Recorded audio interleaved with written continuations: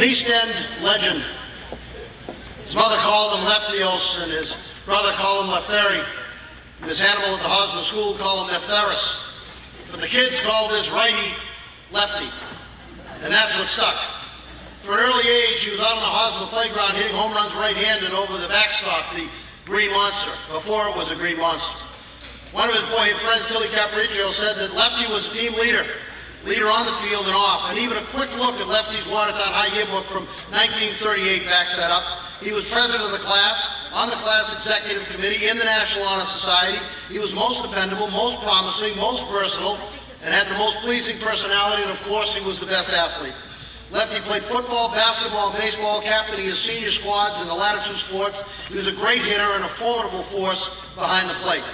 After graduation, he worked briefly for the Hood Rubber Company, but was visited by Coach Tom O'Brien.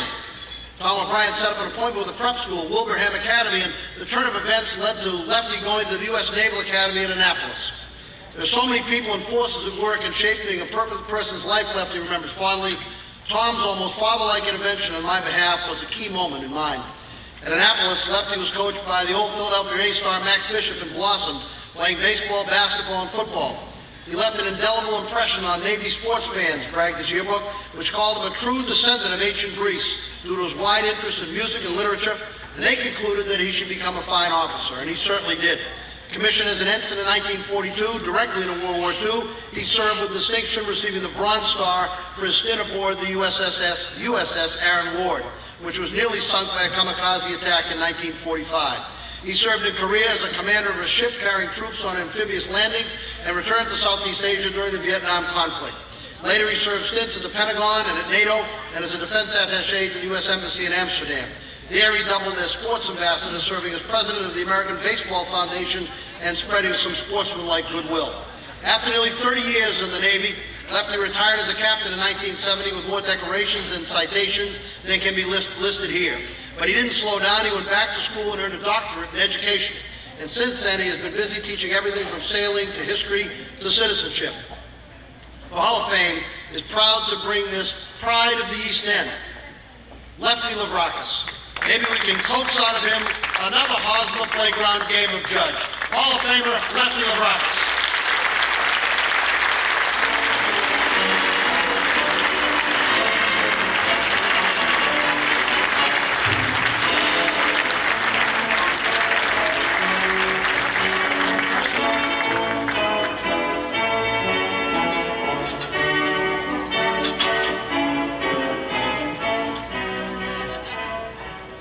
You don't know what song that was the Marine Corps hymn.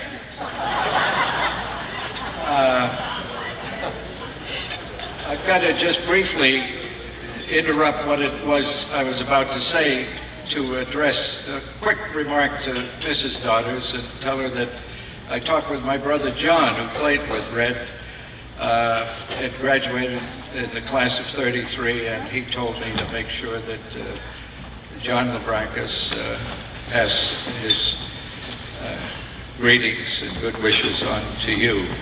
I might also add, in my youth, I had occasion to see Red play, and tonight you get that spirit, that feeling that there's a heritage here at work, you know. Red passed certain things on, others around, including Donnie, of course, his brother, seeing him play. And that was passed on, in fact, thinking in a less serious vein. We had a young boy that used to chase us around, that us being Ski and Jeff Kirkchin and Bill Monahan, the gang, the East End gang that I belong to here. And we called him the Itch. The Itch. You couldn't ever guess who the Itch turned out to be. It was Billy Boyce. So the old years have just somehow seemed to move right along. And I also want to compliment Mr. Myers for using Beethoven to motivate his basketball team to win that tech tourney. When we were in high school in the 30s, we had Tommy Dorsey. And Tommy Dorsey, I guess, wasn't that powerful a force here. But just quickly, I don't want to stay on the stage too long. Two things I want to accomplish. One's a little nostalgia, and two, acknowledgement and thanks. The nostalgia has to do with what I'm standing on right now. You're all sitting, I'm standing, but I'm standing, I could only think of the word kind of hallowed, sacred ground. Unlike Lexington Green or Boston Common, you know, those are historical places. This is the old Hood Loop.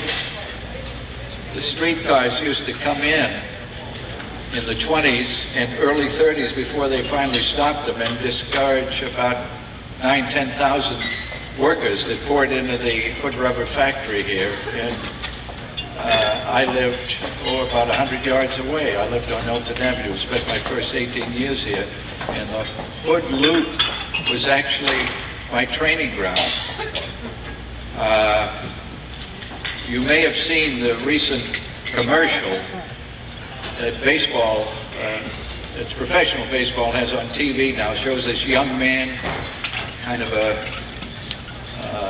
little haze in the background because the young man has a stick in his hand. And the stick is the bat. And the stick is a limb taken from a tree. And the kid that he's playing with is throwing stones at him.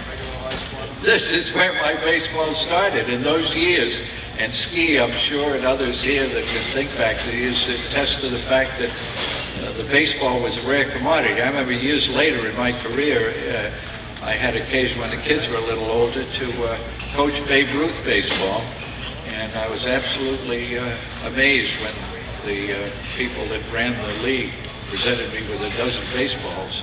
I don't think I ever saw a baseball until I got to junior high. We were talking here earlier. A fellow named Doc Ellis was our coach. He had feet that weren't quite too well molded. I think we used to call him flat-footed, but he was a marvelous human being. But at any rate, that's the first time I think I ever saw baseball. And so this is kind of a nostalgic. Those 20s, 30s were simpler times, and as I thought about what I might say under nostalgia, wonder why it was, no radio, no TV and whatnot, that drew us to the game of baseball. And all that I could come up with really was that every playground had a baseball field. And it was just the baseball field was almost like an invitation to come play. And baseball has always been a powerful force in my life, even to this day. 11 grandchildren, 4 kids and whatnot. I carry in my car, wherever I go, a tennis ball and a broom handle. I don't know. You can imagine how you can sharpen your batting eye with a tennis ball and a broom handle. But anyway, nostalgia. Hood Loop. Most of my early playing was just on this spot here where the church now stands in the community center where you're sitting. Historic piece of property for those who remember. Secondly, I would like to thank the committee for including me in this presentation and induction. And I'd also like to acknowledge family. I had a marvelous father and mother. Bless him. My father worked in the Hood Rubber for 48 years. My brother Al, who's with me tonight, worked in the Hood Rubber for a number of years. I worked a couple of years at Hood Rubber until Tom O'Brien pulled me out of it. I might add, too, that as the youngest of 4, I had role models that were absolutely fantastic. I had my oldest brother, John, who played 3 sports. Was a fine, outstanding. In fact, I have a little humility here. Say, if you can have a team of 71, a basketball team, maybe I should have invited my brother Al, who played 3 sports too, and my brother Babe. Call him Babe. His real name is Vasilios. Vasilis, the same way they call me Lefteris. But I do want to acknowledge their contribution to my life and what they meant to me. And I'd also like to mention, I don't know if you saw the young blonde that I've been married to 49 years. I have to meet her during World War II in California, and that's where I've come from for this short stay. Tomorrow, I think Al and I are on a plane at 6:30.